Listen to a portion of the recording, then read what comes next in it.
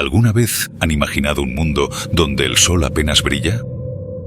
Si te dijese que la Tierra en la Edad Media tuvo 20 años de oscuridad, cuando la luz del sol tenía la misma intensidad que la de la luna, ¿pensarías que es un episodio de Juego de Tronos? ¿O que es una de mis divagaciones? Hoy vamos a explorar un misterioso evento que sucedió en el año 536, cuando la luz del sol no podía penetrar en la superficie de la Tierra. Acompáñenme en este viaje al pasado para descubrir qué sucedió. En el año 536, algo extraordinario ocurrió. En Europa y Asia, el sol no brillaba más de 4 o 5 horas al día.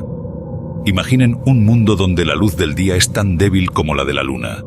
Los manuscritos de la época describen un sol débil y un cielo oscuro, un escenario casi apocalíptico. Básicamente, la luz solar era incapaz de penetrar en la superficie, quedando perpetuamente cubierta por una especie de capa en la atmósfera. Esto también provocó un descenso de la temperatura media global, con consecuencias dramáticas para la población mundial, como consecuencia de las malas cosechas que provocaron graves hambrunas. Según fuentes de historiadores chinos, en aquella época de la historia había un eclipse eterno, mientras que en Occidente había quienes ya pensaban en el fin del mundo. No hubo apocalipsis, pero en aquella época, entre 536 y 555, comenzó un periodo de 20 años especialmente complejo. Pero, ¿cómo sabemos esto?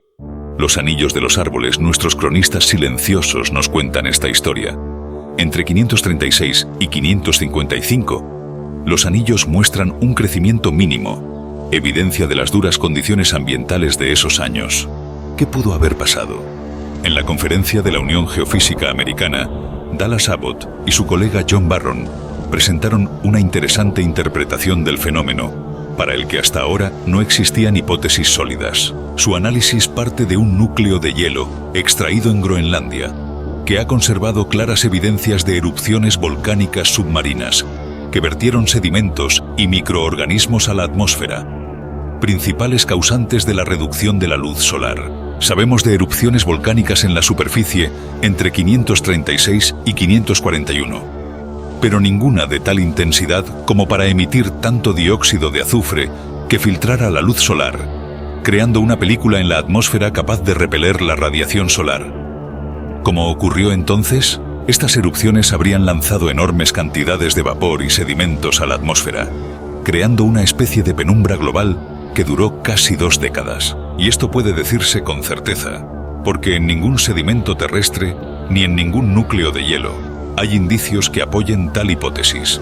Por este motivo, sospecharon inicialmente que el polvo que oscureció el Sol durante tanto tiempo podría proceder de material procedente del espacio. Sin embargo, cuando los investigadores analizaron la química del agua de deshielo de ese núcleo, clasificado como GISP2, encontraron casi de inmediato la respuesta, anunciada por decenas de fósiles de especies microscópicas típicas de las aguas cálidas tropicales. Según los dos investigadores, los microorganismos y sedimentos hallados en Groenlandia fueron arrojados a la atmósfera por erupciones volcánicas submarinas ocurridas cerca del Ecuador.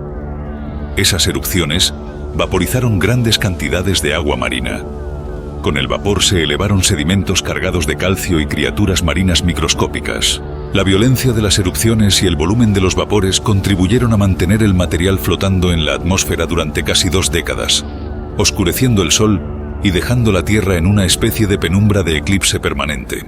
Así pues, no hubo castigo divino, ni caos en el orden del universo, simplemente la viva Tierra en su inexorable proceso de cambio permanente.